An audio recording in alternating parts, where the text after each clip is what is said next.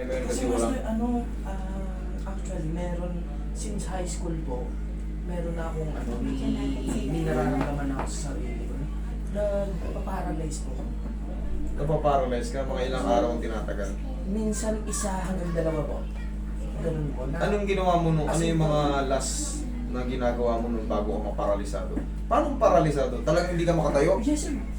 Walang lakas. Even cellphone, nag-slip lang yung Wala talaga kalakas-lakas. Opo. May one time pa po ko. Hindi ka naman nagsisisure. Hindi sir. Okay, napaparalisa ka lang basta-basta gano'n. Yes sir, nararamdaman ko yun sir sa gabi. Gabi pa lang nararamdaman ko na yung masasakit yung... Di ba sir, pag nag-grip ng gano'n, ito yung gumagalaw. Ito masasakit yung ganito ko, ito. Nararamdaman ko na yan sir, yung mga ganito ko. Dito, ito pang ibabaw na to. Nagkakaroon ka ng mga muscle pain. Opo, muscle pain yan sir. Pag yun naramdaman ko, nagsasabi na agad ako sa kanila na... Ngayon, anong ginagawa Tsaka ano mong kasi remedy? sa katawan ko?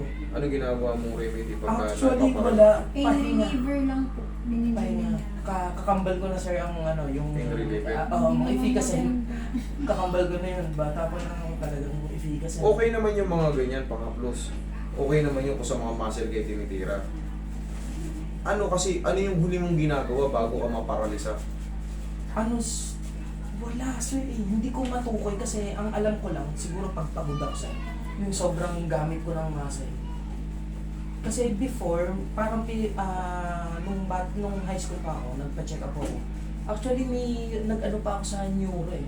Anong lumabas Tapos sa parang findings? Kasi hindi ka walang pwedeng clear maparalisa. Hindi ka pwedeng maparalisa kung wala ka namang talagang problem or wala kang ginawang heavy. Kunyari, hindi ka naman nalaglag sa mga lugar na Walang mga... klaro, sir. Hindi Walang mo klaro. sabi mo may Oo, history ka nagpa-hospital ng ako, sir. basketball ka na ano. Actually, wala silang na... Walang makitang Walang finding. na-diagnose. Walang ma-diagnose. Wala po. Basta-basta na lang. Ngayon, Opo. ano yung recent na nararamdaman mo? Masasakit lang, sir. May gising ako na parang...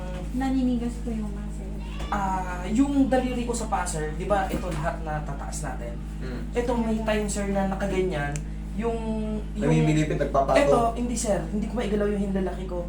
Or minsan, pag hindi ko... Kahit anong galaw ko, sir, masakit lang to. Pero hindi ko... pag Hindi ganyan na- lang, sir. Hindi ko siya natataas ng ganyan. Hindi. Okay, sige. Tanggalin mo muna yung susi lang. I-reset natin yung katawan mo. Ito, actually, ngayon, sir, parang yung gusto ko yung mga parang isang buwan na namin. Nandiyan ka lang muna. Walang ma-diagnose. Isang Ako buwan. kasi, hindi ko rin basta-basta magandang ba. Kung wala kang dahilan ng kung di ka nahulog, di ka nagbuhat ng mabigat para maparalisa. Kung normal lang na pamumuhay, tapos napaparalisa ka, baka may iba kang kaya mo tinatanong kita kung baka nagsisisyon ka ba? Wala po. Identic na. Parang ang naging na lang sa akin, sir. Parang, Since high school? yes, sir. Meron na po. Yun yung unang kauna-unahan ko, sir, na naging... Nakailang ulit ba yung Nakailang ulit ba yung pagkakaparalisa mo? Siguro, kung hindi ako nagkakamali, sir, mga 4 to 5, ganun. 4 to 5. Opo. Pero hindi naman siya madalas, sir. Okay, timingan lang. November. Mami, anong last ko? November? Ano? 2023? Relax lang. 22? Oh. Tanggalin natin yung mga... Kailangan yan masalansan yung buong katawan mo eh. Baka na-over ka sa impingement eh. Mga pisat-pisat na mga disjar tayo. Palayain natin yung mga joint-joint.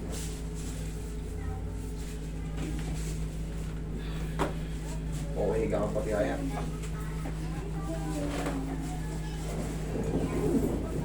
Parang may something po na ano. Uncomfortable yung mga muscle mo. Ayun po, opo. Parang- Tama, uncomfortable po talaga siya. Parang kahit hindi ka na magtrabaho, parang pagod na.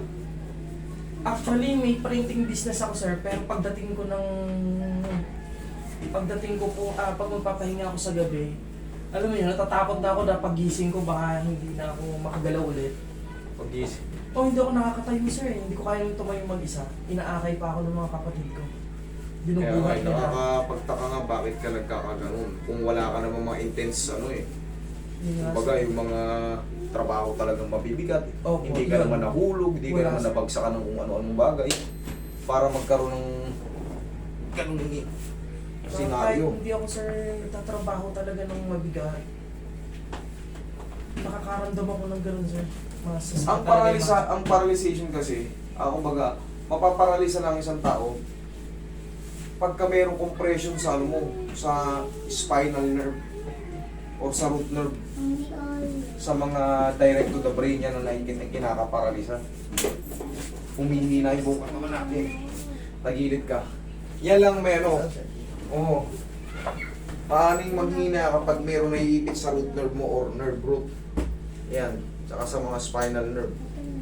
Yan ang isang dahilan para maparalisa tayo. Usog ganito konti. Eh, base sa'yo, wala ka namang heavy ano. Tapos napaparalisa ka. Eh di, gagawin ko yung pinaka-best ko para matanggal yung ano. Nararamdaman mo ganyan. Pero ito kasing method na sinusunod ko, marami nang natulungan to. Sa kabilang side. Ito ko talaga yung gusto. Sabi ko, Marami nang natulungan sana to. ito na. Rare case sa'yo to. Kumbaga, matatawag ko tong rare. Kasi hindi rin matrace dun sa Yes sir. pinagpuntahan mo. Hindi. Eh, based sa assessment ko sa'yo, wala ka namang mga heavy ngayon nga kasi dapat meron kang mga incidente ganun dapat. Shoot me mo ano. Kamay. Yun, shoot me mo. Ayan. Dapat kahit pa paano nagsisisure ka, naninigas ka, hindi naman. Bigla-bigla na lang. Pinapacheck mo ba yung ano mo? Electrolytes, mga ganyan, mga blood chem, magpapa-blood chem ka ba? Potassium sir. Normal naman po eh. Mga potassium natin. Oo po. Pinupulikat ka ba? Hindi. Pag pinupulikat ka, Sa basketball, hindi sir. ay hindi. Yun ang indikasyon na mababa ang ano mo, potassium mo pag pinupulikat ka kahit wala kang ginagawa, nakahiga ka lang. Hindi sir. Pero kung hindi, good siyang potassium mo. Yung mga bigla ang kilos. Pulikat ka agad. Opo. Yan, potassium yan. Yari ka. Pagka yan, bumaba.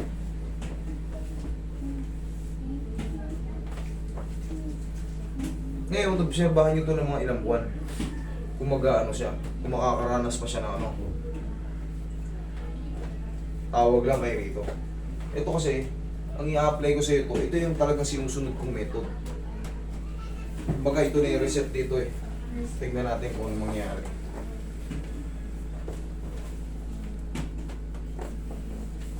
Kailan ka huling ano? Pinaka-recent? Yung paralyzed sir. Oo, November? 2022 pa yun. November 2020. Kasi November 1 po siya lahat. Bubuhat kasi mga lamesa para dun sa preparation po ng aral ng patay. Mhm. Parang napag...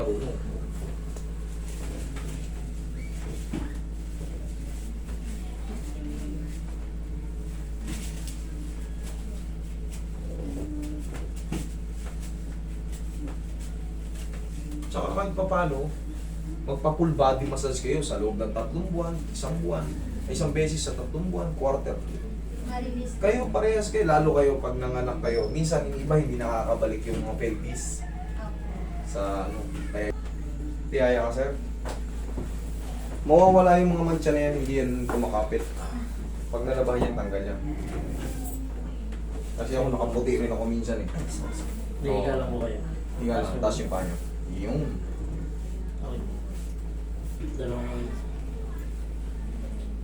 ito na yung pinaka-general. Ito yung magtatanggal lahat. Ayan pa yata yung hinihila. Ito ka. Okay, relax lang. Inhale. Exhale.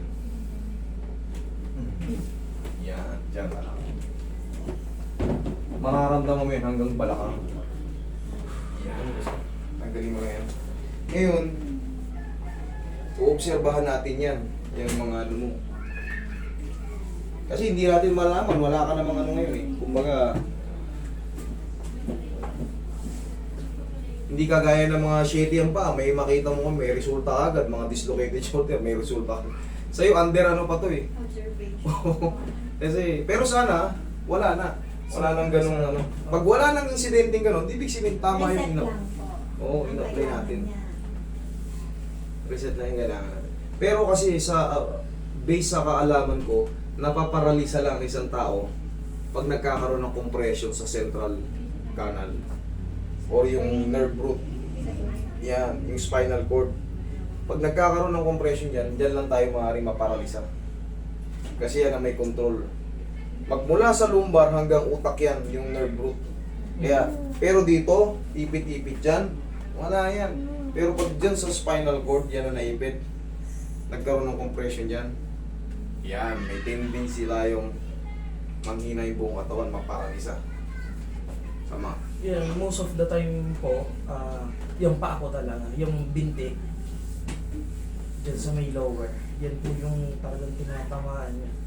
Nandyan lahat ng sakit, tapos wala na, hindi na ako daw makalakad ng maayos. Hanggang balakang nga yan. Pero ito, dito, compensation lang to. Manghihina lang to dahil nandito yung maraming sciatic nerve. Ayan, sa nervous system. Oh.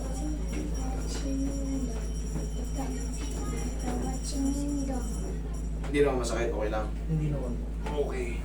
Sige, upo ka. Pag ano, harap ka ng kayo.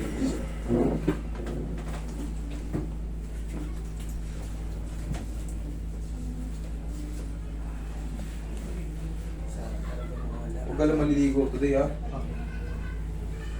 Pala lang, doon nga yun sa pagbubuhat mo. Yun lang naman na kwento nyo, yung preparation ng mga... Meron nga din ako, sir, kasi may business po ako, nasa printing business ako, mga stickers. Ngayon po, alam niyo yun, sir, pag may 2 hours kang nakastay na nagtatrabaho lang na gano'n, na hindi mo tinatayo yung legs ko, doon ko nararamdaman, sir, na parang... Namamanhid, ano? Hindi siya manhid, sir. Tingling? Yun nga, yung parang sumasakit yung ganito, tumitigas, sir. Parang, parang may nerve na nai-stretch, yung feeling na yun, nai-stretch yung mga nerve. Parang ganun, sir. Actually, hindi ko siya matukoy kung ano, kasi hindi ko talaga alam kung ano yun. Nararamdaman ko lang. Parang na nagpupusa masasakit. siyang nag-i-stiff. Opo, sir, parang ganun. Pag di ko siya tinayo, pag nakaganito, sir. Baka mga muscle spasm lang, baka parang, kasi wala Parang tayong ganun, word. sir. Baka wala kasi tayong, ano yung sinasabi lang, pasma-pasma. Wala raw talagang word yan eh. Pero, bata pa ako, salita na yan eh. Baka, napapagod ka lang, tapos, nililigo mo. Baka yung pagod na pagod ka, kahit gabi, nililigo mo pa. Baka ganun ang ano mo, kaya hindi natin matrace yung ano, baka ganun ang lifestyle mo. Pagod ka sa trabaho, pag uwi mo, pahinga ng konti, ligo. Tapos kinabukasan, bago alis, ligo na naman. Baka ganun ang lifestyle mo. Kasi hindi matrace sa doktor, hindi matrace sa ibang ano, hindi ka rin naman nag-heavy ano. Baka mamaya yung pagod lang sa trabaho mo, tapos gusto mo, presko kang matulog, nililigo mo. Eh baka nga dun eh. Tandaan nyo, yung salitang pasma, sinasabi lang sa medical ano, wala. Pero ang dami na nakakaranas eh. Ang dami na nakakaranas. Yung pinsan ko, nangayayat ng todo dyan. Kasi dati siyang pedicab driver eh. Sige lang, trabaho lang, puyat. Kasi malakas ang kita eh. Naulanan. Parang nauulanan siya, sanay nang naulanan. Init ko na. Na ano? Kumbaga, natuyo. Napahinga. Pero nung nakapahinga, tapos nakakain ng mga gulay-gulay, naka-recover. Pero yun eh, yun ang daily routine niya eh. Pedicab, hindi. Masasakay, mabibigat yung ano. Baka nga sir, so ganito, hindi naman nakakamatay ang hindi pagligo eh. Wala tayong matrace, wala silang matrace.